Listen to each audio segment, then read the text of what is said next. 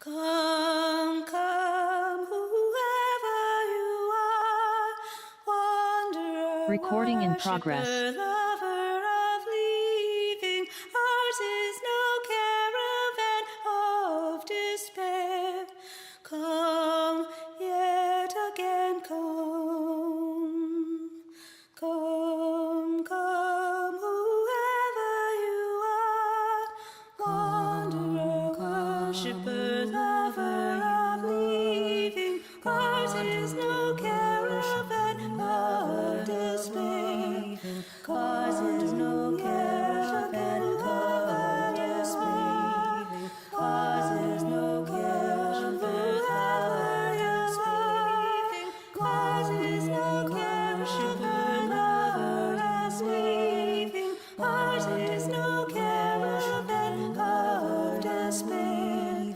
Ours is no caravan of despair. Ours is no caravan of despair. Ours is no caravan of leaving. Ours is no caravan of despair. Ours is no caravan of despair. Ours is no caravan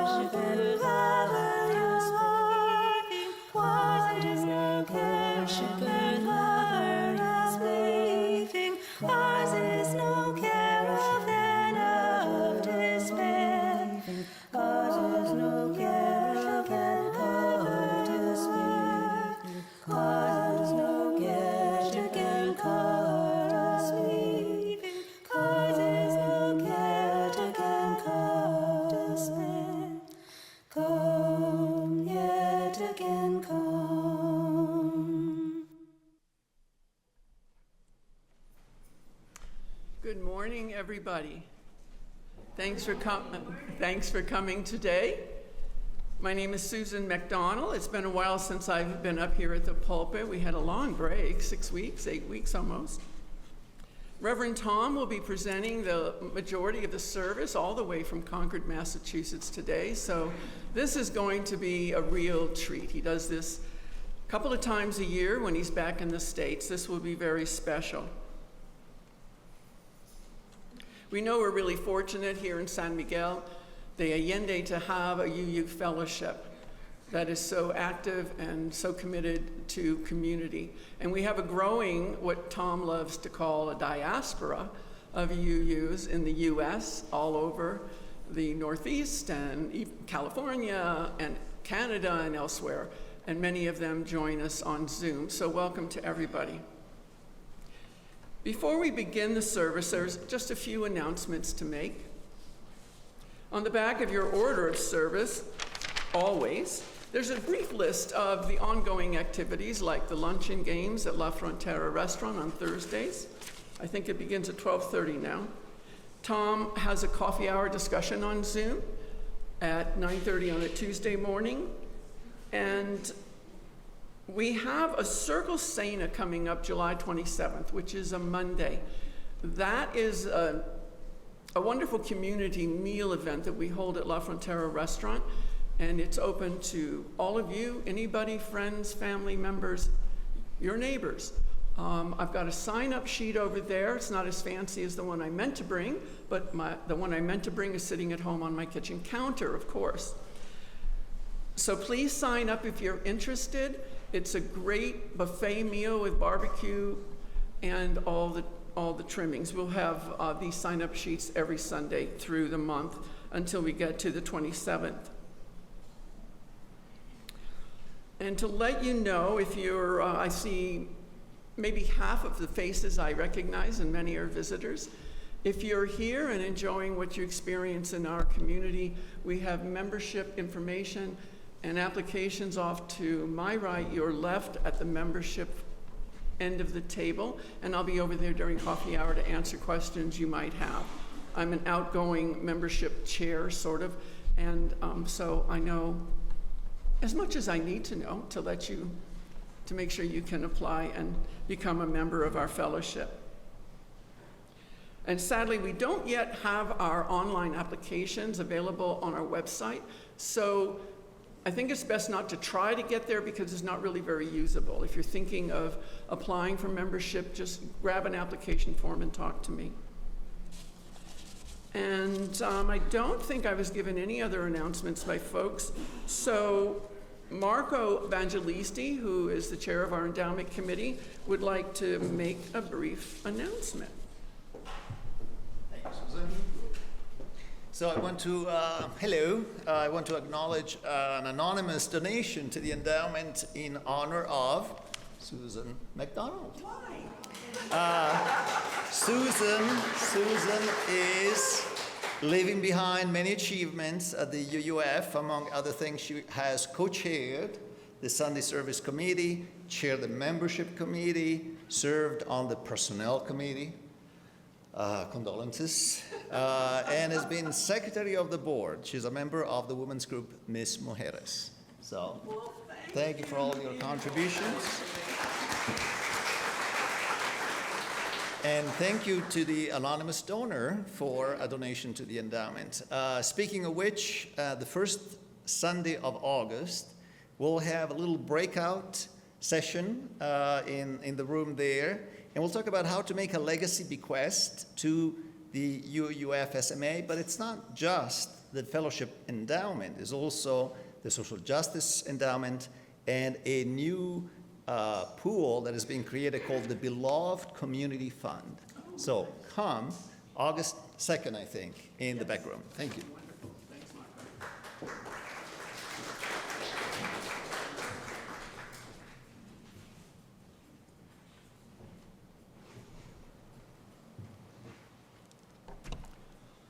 So as we enter our service, I'd like to share this opening reading. In an age where words are easy to generate and harder to mean, we pause to light this flame, not to perfect our message, but to offer something true. We light our chalice for the quiet courage it takes to speak plainly of what moves us, for the voices inside us that say, I have measured out my life with coffee spoons, but you have shown up all the same, hopeful, haunted, human. For every trembling invitation, every imperfect email that carries a piece of someone's heart, we give thanks. May this light remind us connection begins not with flawless gesture, but with an honest one. And even the smallest act of bravery can be the start of a shared path.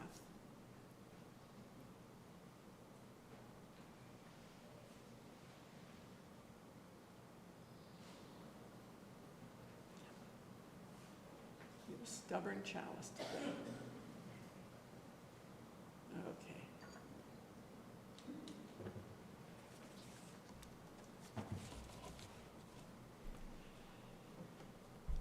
In a moment, we'll share the recitation of our fellowship's covenant.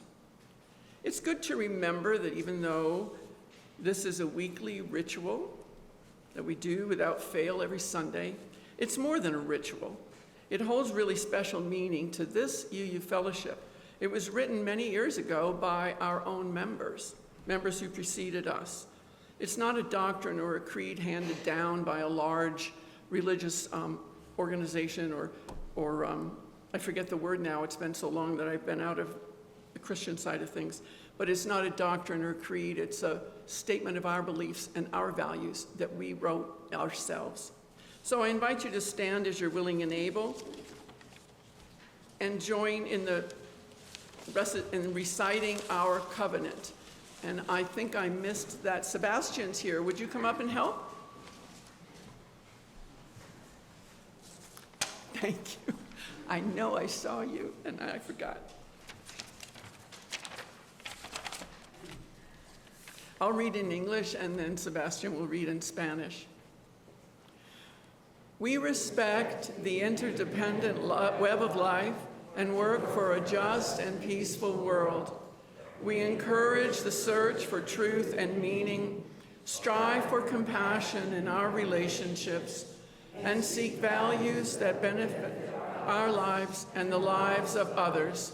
This is our covenant.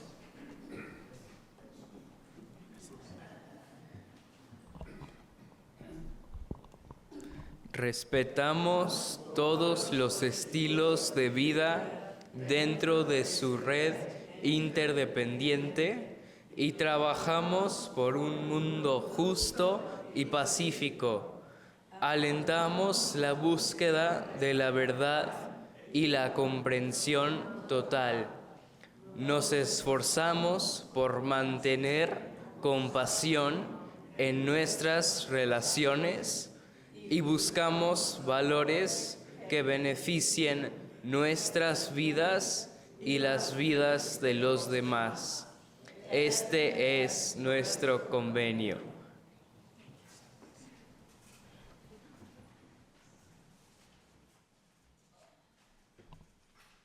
Tom will be joining us for joys and concerns.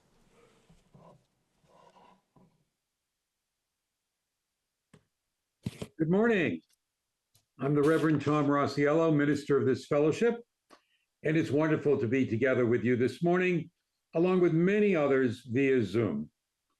There's something very special about being with you via Zoom.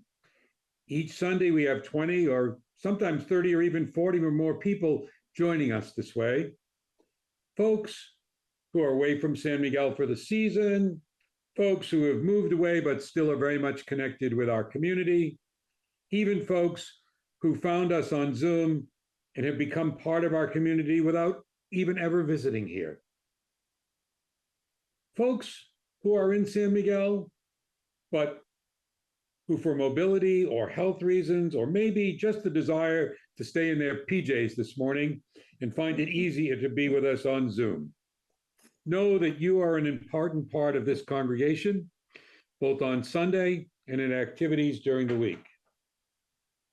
Sometimes, if you're in the room at the Adair, as many of you are, it's easy to forget that a significant part of the congregation is participating in the service via Zoom.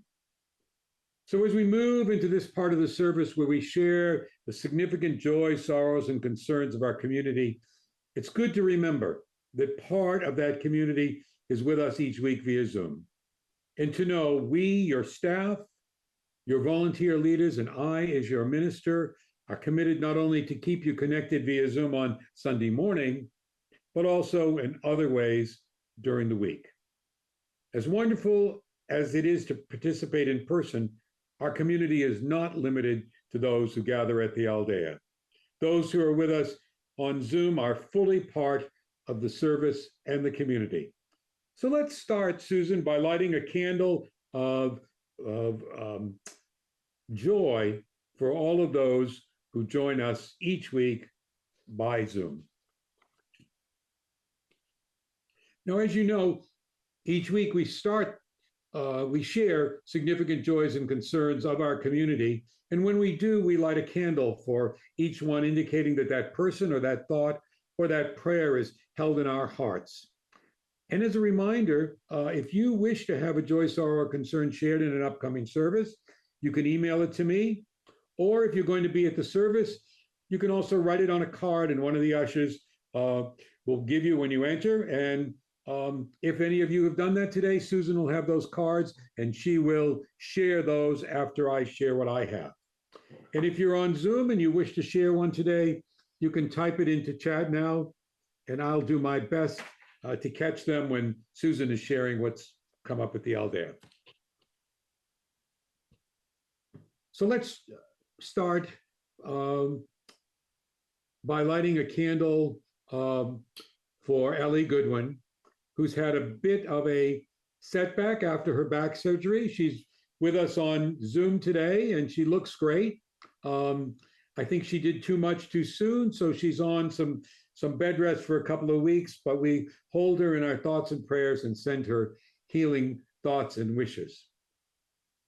Another candle for Stan Allen, who I have not had a chance to be in contact with, but I found out he had some minor medical procedure in Atlanta, but is recovering well. So best wishes of quick healing to Stan. And another person who I saw here with us on Zoom is Margot Johnson. Malcolm and I were able to stop and visit with her on our drive through Texas, and she's doing great and settled into her lovely new apartment. Well, like many and many things in our life, often a single event can be a joy, a sorrow, and a concern. And that's the case for Ann Kuffner this week, who writes that her sorrow is that her younger sister passed away. Her joy, or perhaps her relief, is that her sister is no longer in pain, and that she was able to spend her final week with her sister and to support her through the end of life process. Her concern is for her sister's husband, who has been her caretaker and is in the early stages of dementia, and her sister's daughter, who has 3 little boys, but is the one who's been coping with all the tasks that come with the passing of a relative. We light another candle for Louisa Fields, who I had some correspondence with this week, and she seems to be doing well. She's still on the mend from a broken arm from a fall, and she's in the Boston area, close to where I am as well. I'd like to now, on all of our behalf, light a candle for Jerry Rosing. Jerry is now in hospice and in his final hours of life. The treatment he was having was too much for his body, and he decided to stop it and let nature take its course. He's comfortable, and he's with his wife, Pam, and family members are surrounding him with love. Please hold Jerry and Pam in your thoughts and prayers. And now let's go back to Susan at the Allende to see if she has any joys, sorrows, or concerns. And as she does, I will try and see what I find on Zoom, if any.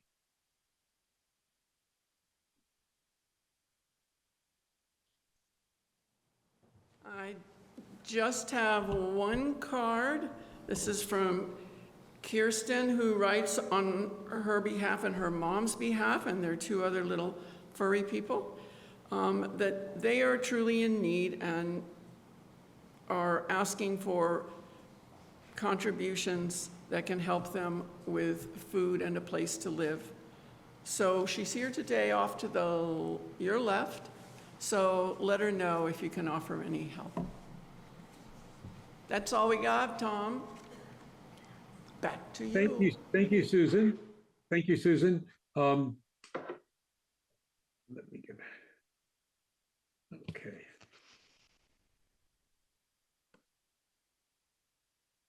Our concerns are not just limited to our members and friends.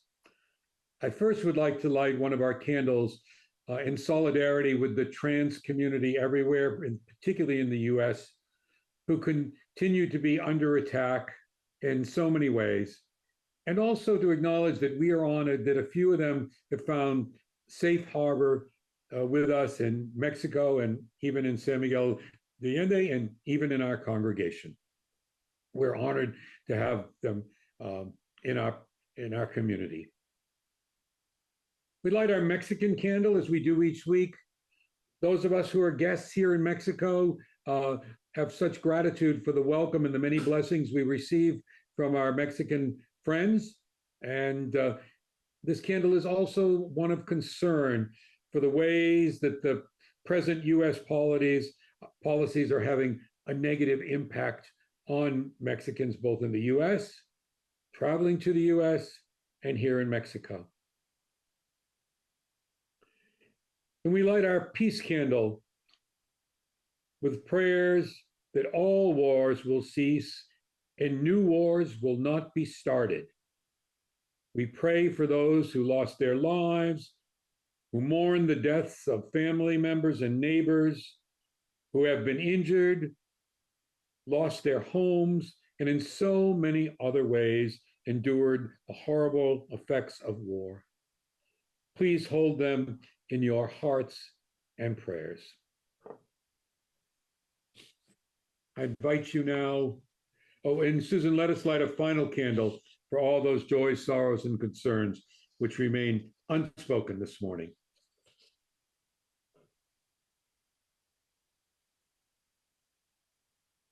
I invite you now into a time of prayer or reflection. In this quiet time, we would seek to know more deeply what it means to love one another. We know so well our own needs. We know we have ourselves needing affection, understanding, and recognition. Why is it then so often we hesitate to extend this precious gift to others? The cost of a kind word is small. The moment that it takes to listen can hardly be better used. A gesture of forgiveness can make a new beginning. An embrace or a note of appreciation could convey crucial encouragement and comfort. And yet, so often we fail, even within our own families, to live up by this sacred command that we should love one another. A spirit of life and of love, strengthen our faith, and increase our resolve to give more generously of ourselves. I now invite those who wish to come forward to light a candle in silence to give witness to whatever you are holding in your hearts this morning.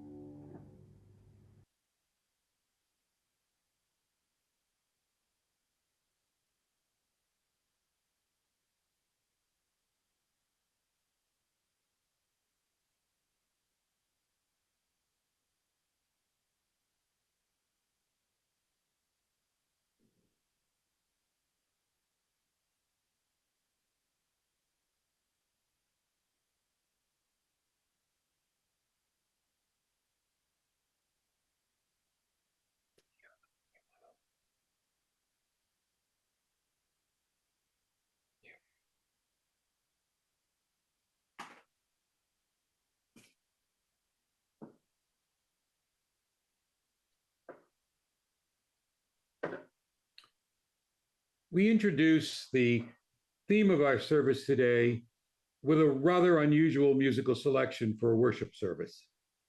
The 250 years of the shared history of what was to become Unitarian Universalism and what was to become the United States started in a time of conflict.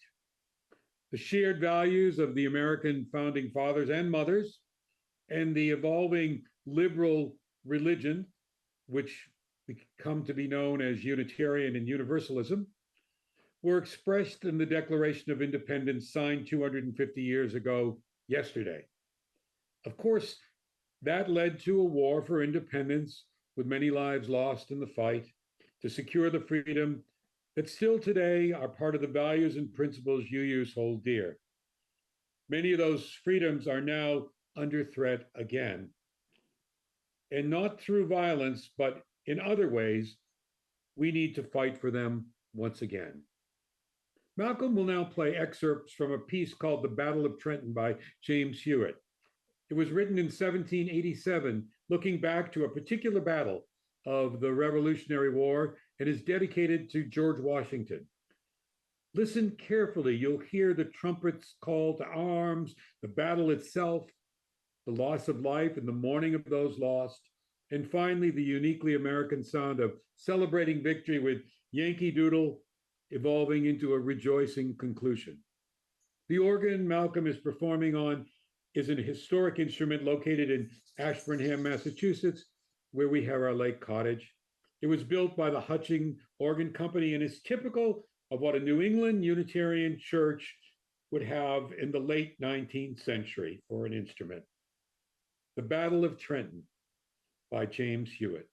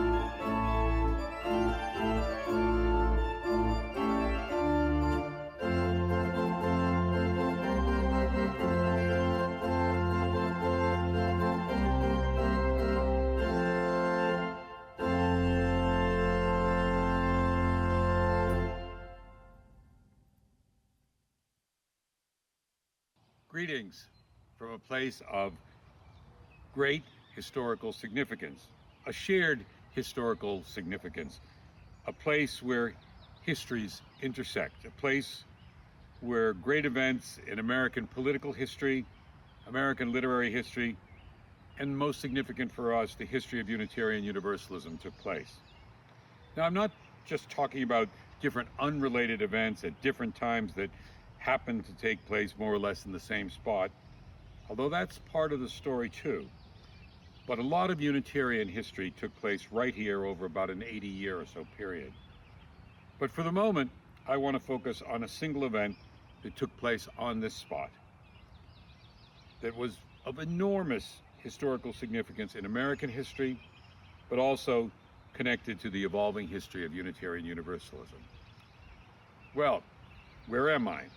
I'm in a field along the Concord River, and behind me and off to my left is the river with the Old North Bridge, which, as it's become known, and let's go there and take a look now. Well, here we are at the Old North Bridge. It's certainly not a very grand bridge crossing a big river. It's a simple wooden bridge crossing a rather lazy stream. Now, a bit of a disclaimer. This is not the original bridge.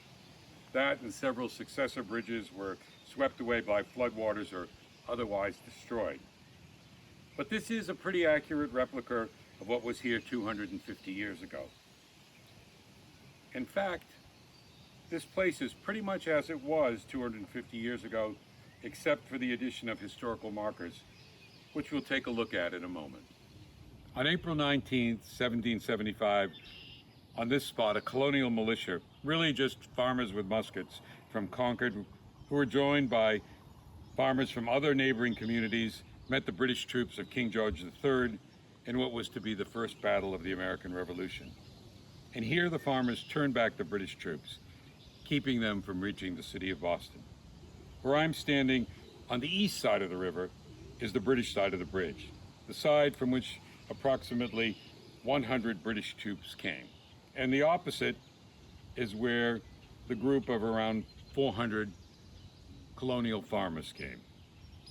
I mentioned that farmers from Concord and other communities nearby were part of that militia. And that's probably the first point of intersection with Unitarian history. When I first came to serve as the minister in Stowe, Massachusetts, which is only a few miles from here, there was a very keen sense of connection between the church's history and early American history. I was asked a question, maybe it was more of a statement. You are going to use the Minutemen lanterns on the pulpit on Christmas Eve, aren't you? Of course, I had no idea what they were talking about, but I learned that every Christmas Eve at the services held in the church, lanterns made of wood and pierced tin, which held a candle, replicas of the ones the farmers from Stowe carried, to see their way to march through the dark, to join the Concord militia and fight in the battle the next morning. Those men were members of that church, the church that I served. It was not yet called Unitarian, but revolutionary ideas in religion were already beginning to take hold in this and many other nearby churches. Well, I know a bit about American history, and of course I've studied Unitarian Universalist history. But I guess those lanterns got me thinking about the intersection of the two, the history they share, and there's a lot of that right here on this site. Behind me is the Old Manse. This was the house built by Ralph Waldo Emerson's grandfather, the Reverend William Emerson, and grandmother Phoebe. Grandpa Emerson was the minister of the first parish in Concord and chaplain and a fiery and inspiring preacher for the colonial troops. On that fateful day of April 19, 1775, the Emerson family watched the battle taking place here in this field from their upstairs windows in the house behind me. The Old Manse was not only the ancestral home for the Emersons. Ralph Waldo Emerson lived here as a young man. It was here that he wrote the book Nature, in the bedroom on the second floor on your right, my left. That book could be said to be the shot fired that started a revolution in American religion and philosophical thought, and in Unitarianism.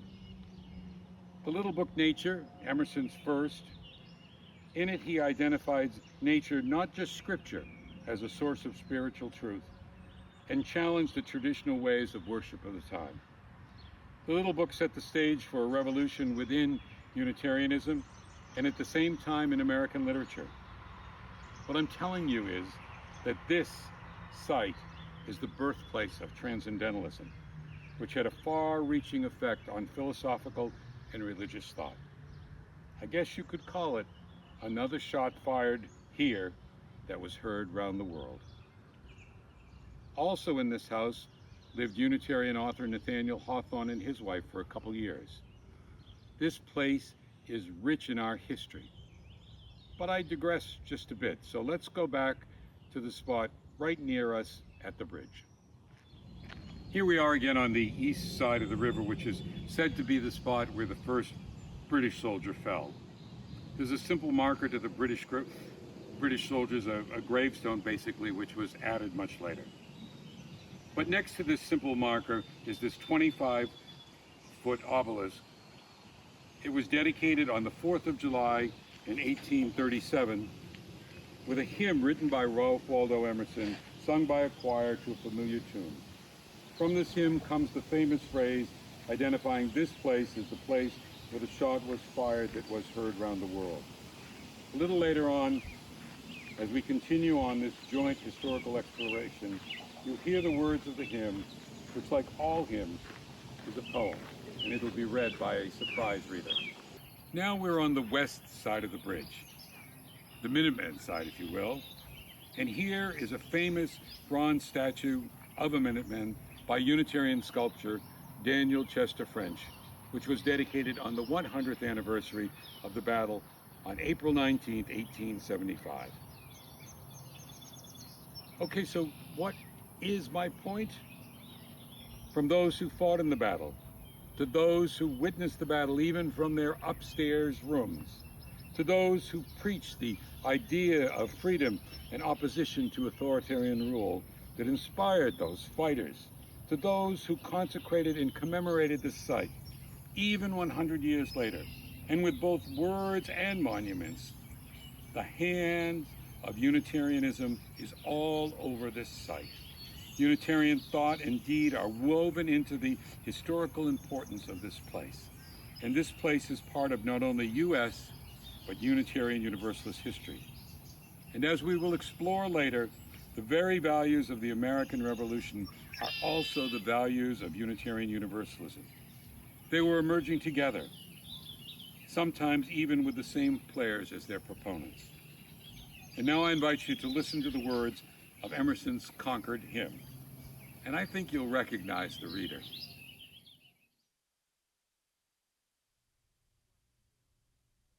I'd like to share Ralph Waldo Emerson's Concord Hymn, a poem he wrote to commemorate the completion of the battle monument, to honor the fallen heroes of the battles of Lexington and Concord in the Revolutionary War, and to invoke the enduring spirit of patriotism that inspires us down to the present day.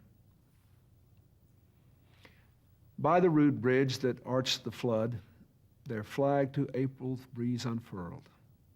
Here once the embattled farmers stood and fired the shot heard round the world. The foe long since in silence slept, alike the conqueror in silence sleeps. In time the ruined bridge has swept down the dark stream which seaward creeps. On this green bank, by this soft stream, we set today a votive stone, that memory may their deed redeem, when like our sires, our sons are gone. Spirit that made those heroes dare to die and leave their children free, bid time and nature gently spare this shaft we raise to them and thee.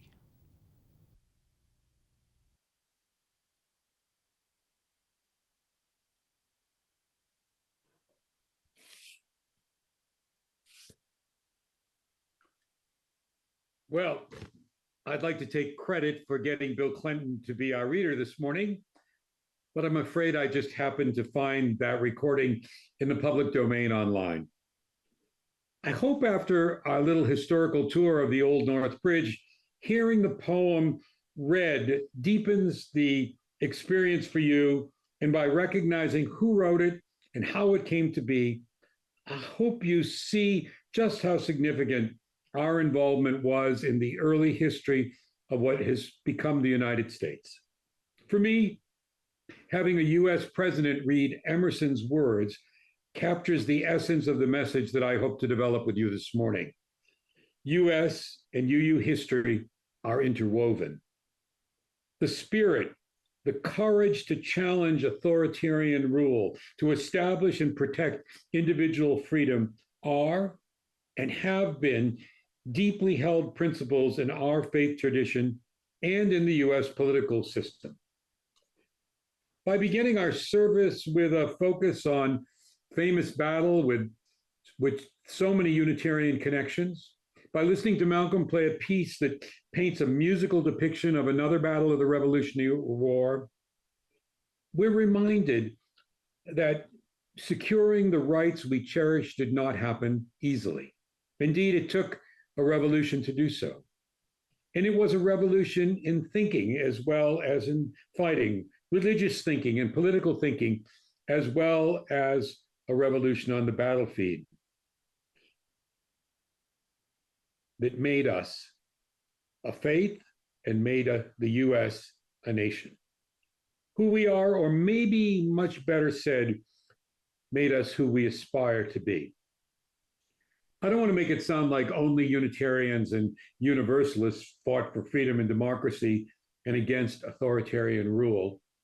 I don't want to come across as having a Unitarian superiority complex, but I know of no other faith tradition that holds the right of conscience and the equality of all people, democracy, and both freedom from authoritarian control and freedom to be all that one can be as foundational principles. Love has and is and has always been the center of our faith, but freedom and justice are our marching orders. At a time when our faith tradition was just taking shape, these principles called us to action. Right now, it's important to remember this, as the values we hold dear are being torn out of the fabric of a nation, of our nations, one by one.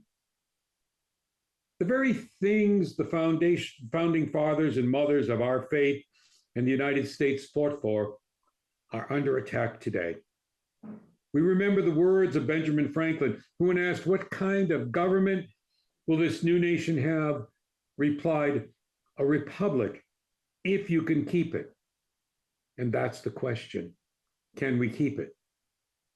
It's the question being asked right now, not only in the US, but in democracies all over the world. The fight for democratic rule, for a free society with a right of conscience and the equality of every person is fundamental, is still ongoing.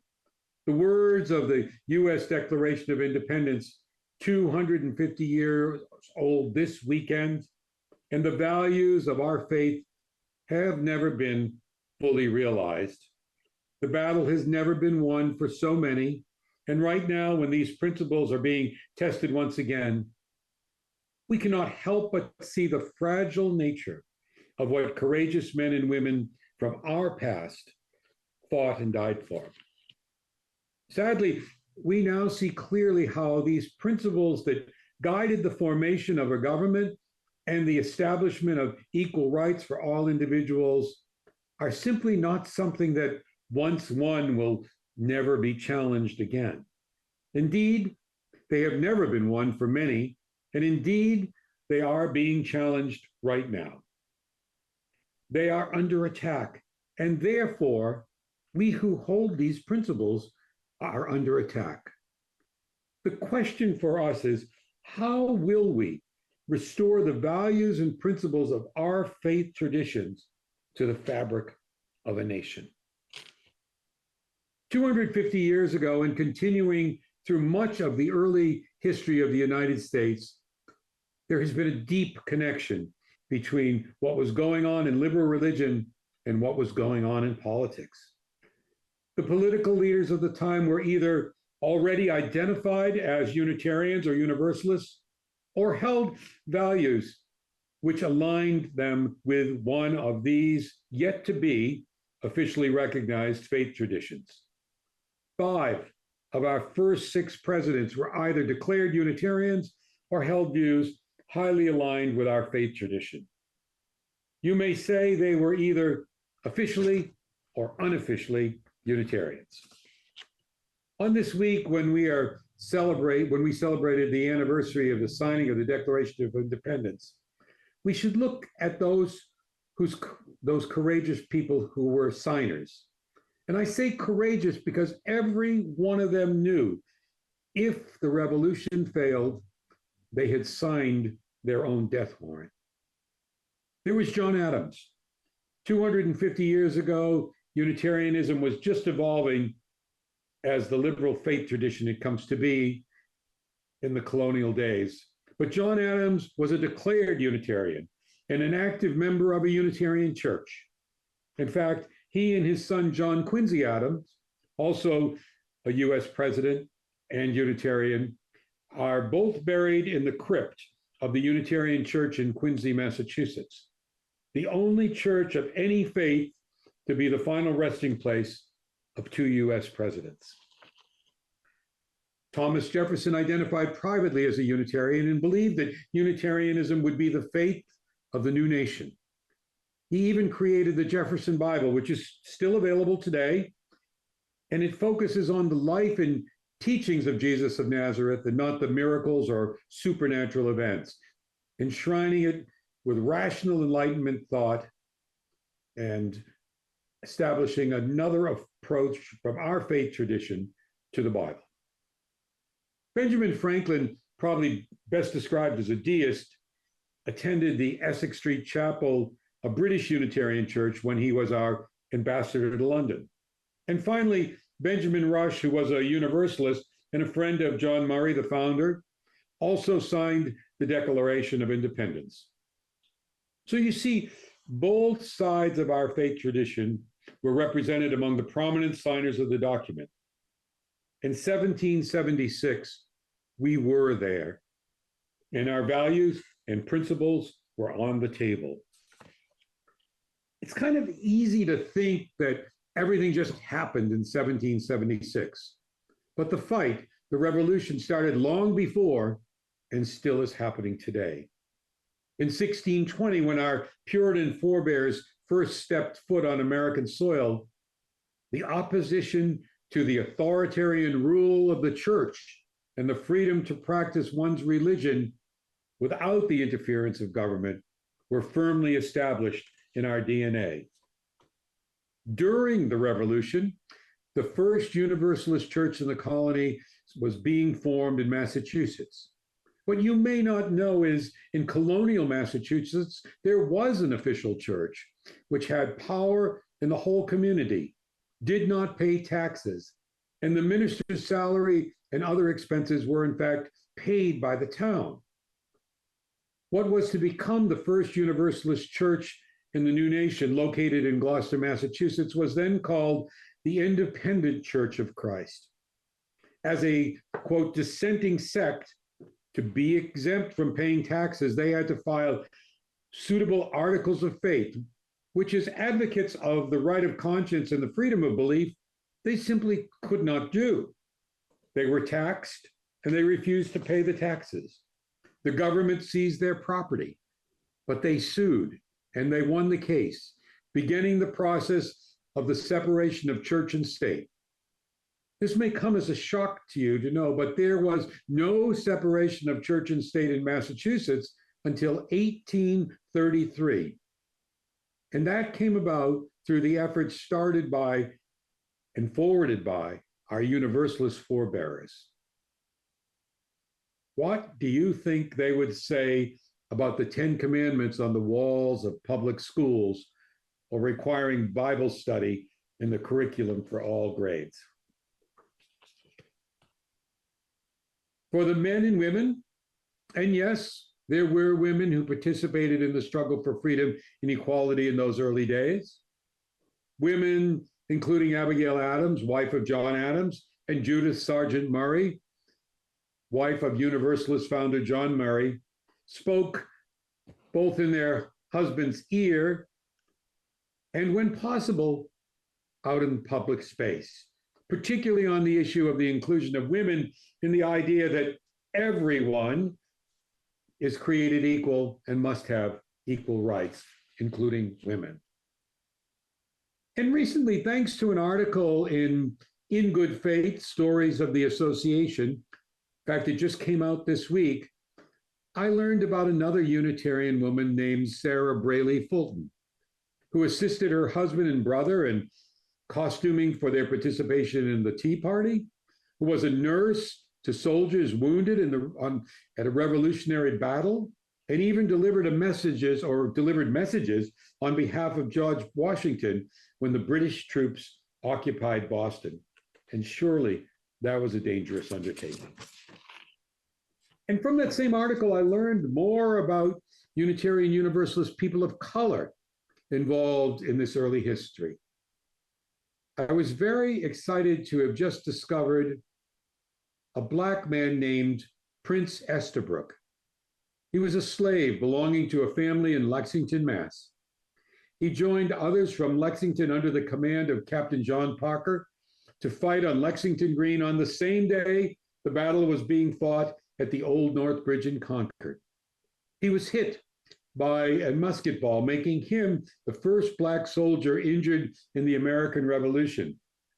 But he still continued to serve in the Continental Army for another 8 years and became a free man.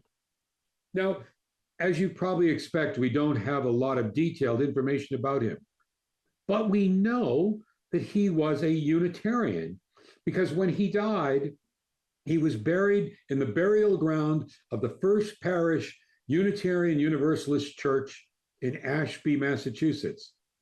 I couldn't believe it when I read this. That cemetery is no more than 5 miles from our lake cottage. Malcolm and I will definitely be making a pilgrimage there, and who knows, maybe it'll be the site for another UU history sermon. And by the way, that Captain John Parker was the grandfather of the Reverend Theodore Parker, who wrote the words that you heard Barack Obama recently quote at the dedication of his library. The moral arc of the universe is long, but it bends towards justice. For all these men and women from our past, the beliefs they held were not compartmentalized into political versus religious, but they permeated their lives. They understood democracy, freedom from tyrannical authoritarian rule, as coming from the freedom they believed that belonged to every individual to participate in their government. And in turn, this was founded on the profoundly theological idea of the inherent worth and dignity of every person. The Reverend Earl Holt, who for many years served one of the most historic churches in our tradition, King's Chapel in Boston, described the relationship between US history and UU history as stories that interpenetrate each other. The famous 20th century Unitarian minister A. Powell Davies said that democracy was in fact the social and political expression of a religious idea. Therefore, the right of conscience and the use of the democratic process became enshrined as principles in our religious tradition as well as in the US political tradition. Neither Universalism nor Unitarianism were formally established as denominations or associations by 1776. But the ideas were increasingly taking over colonial churches and shaping individuals who shaped America in its founding years. Well, perhaps this is a good place to stop and make an important observation.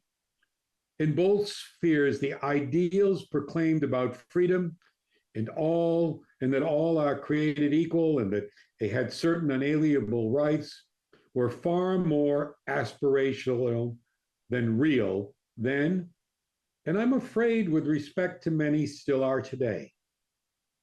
It can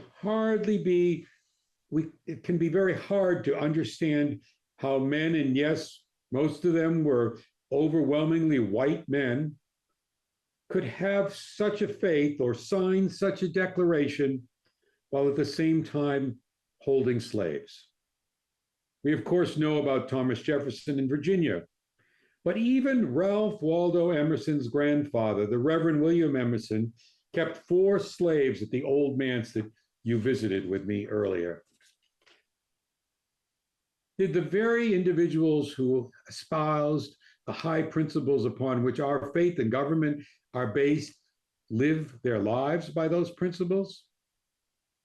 Certainly many did not.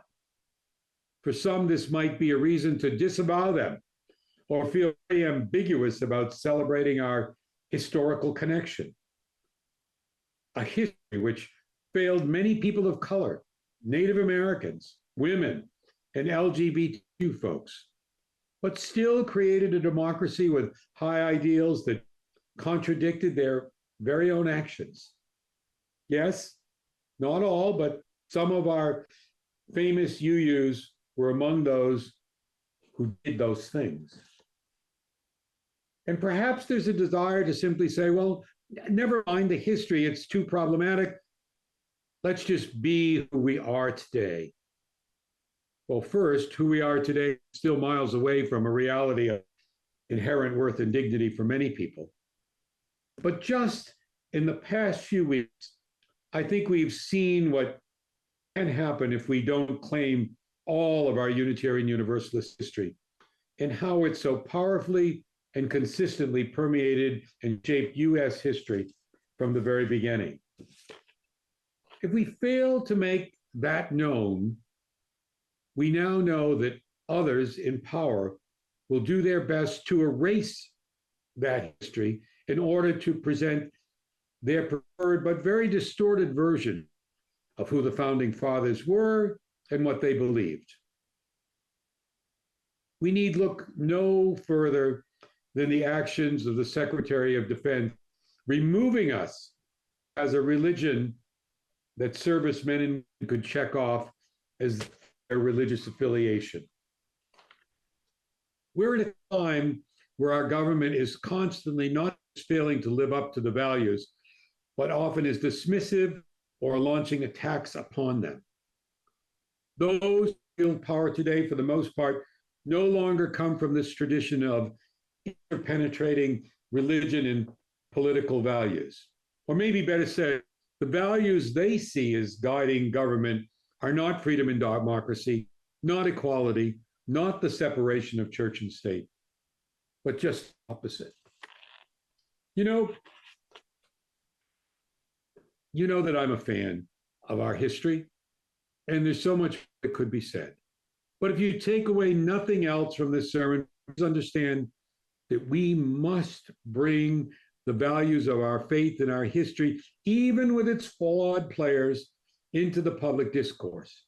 And we must again insist that we are not erased, and in every opportunity insist that once again, the values of this faith, values upon which the US was built, again become the basis of our country. To paraphrase the hymn written for the merger of the Unitarians and the Universalists, we must be a prophetic church and move forward with the power of love, proclaiming our truth and the values and principles that make us free, especially at this moment in time. That is our calling. Please join in singing hymn number 145 as Tranquil streams meet and merge, the hymn that celebrated the merger of Unitarian and Universalism.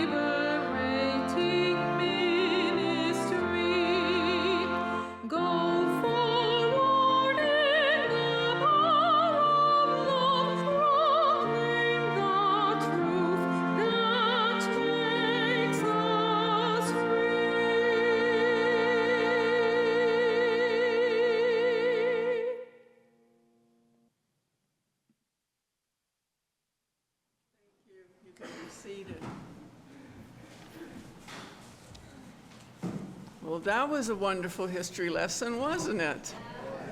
We're a very important congregation in the history of the United States. And Tom is so good at it because he knows both sides. And a couple of times a year, Reverend Tom, when he's here physically, will hold the UU 101 classes. It's a series of 3 classes, usually held at his house. And if you attend, you will just be astonished how much you learn and how much is of great value to really appreciating Unitarian Universalism.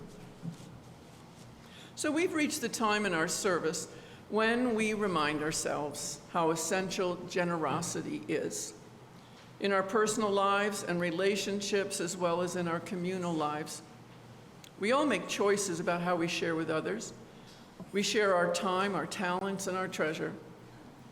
We pass our offering baskets on Sundays, but this is not just to be a ritual. The basket is more than a basket. It's a metaphor for all the needs waiting to be filled in our lives and the lives of others. So in all these possible choices of time, talent, and treasure, let's remember that we can give to remind ourselves of how many gifts we have to offer. We can give to remember that we're part of something bigger than ourselves. We give because we believe in music and sacred space, love and social justice, and we want a steady stream of these things. We give with the faith that together we have enough. And may your offering gifts this morning and the gifts of our hands and our hearts give power to all we stand for in this community of faith. And we'll now pass the offering baskets.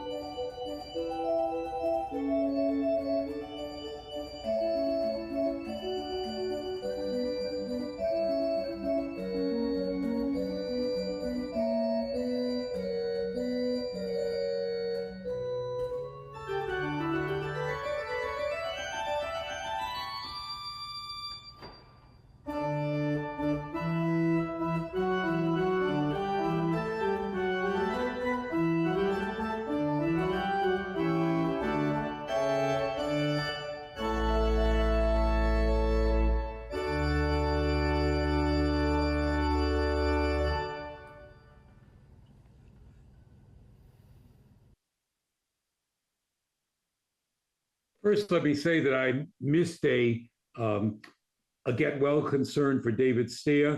Somehow it came in after I looked onto the chat. So, in figuratively speaking, we light a candle for David and wish him the best too. To all of you, thank you for being with us today. Whether in person or like me on Zoom, we're so glad you all were with us.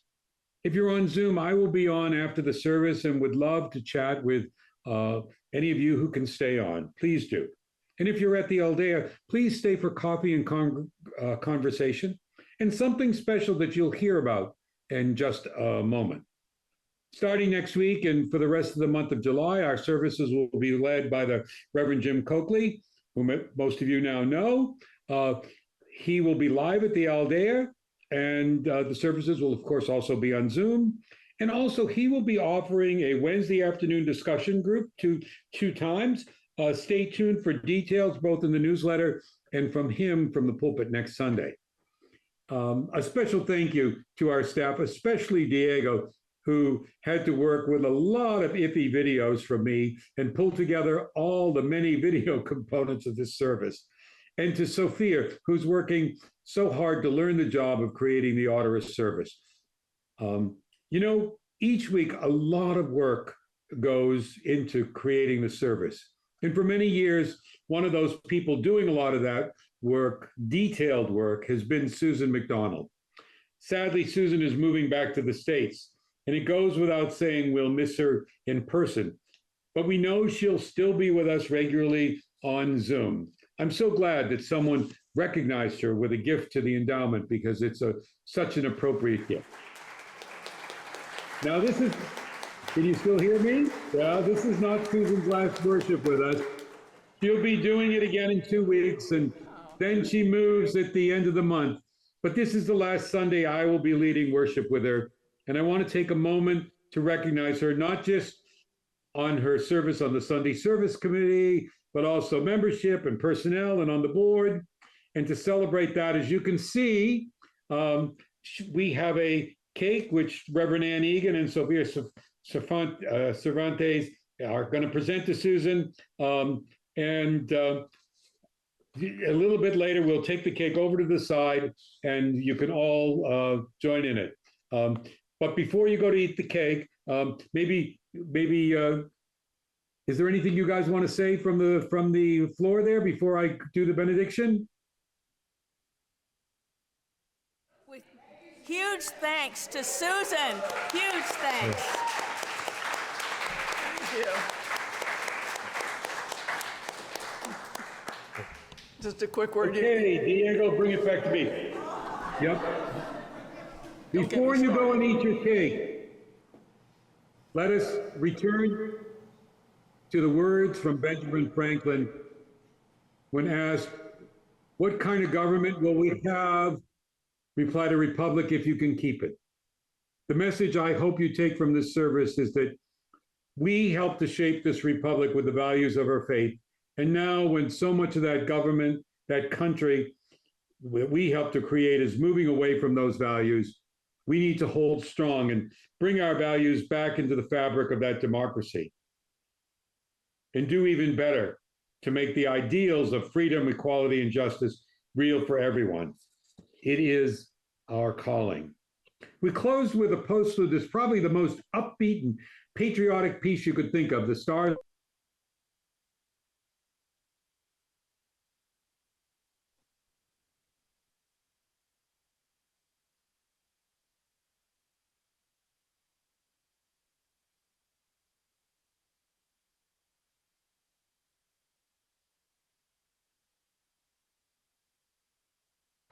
Tom, you were muted. Let me do it again. Sorry. Okay, am I all right? All right. Well, before you go and eat the cake, we return to the words from Benjamin Franklin, who, when asked what kind of government we'll have, replied, "A republic if you can keep it." And indeed, if you take away nothing else from this service, know that it is our calling to make that happen. We close with a postlude that is probably the most patriotic and upbeat piece you could think of, the Stars and Stripes Forever. But there is something interesting that you probably don't know about this piece. It's also called the Disaster March.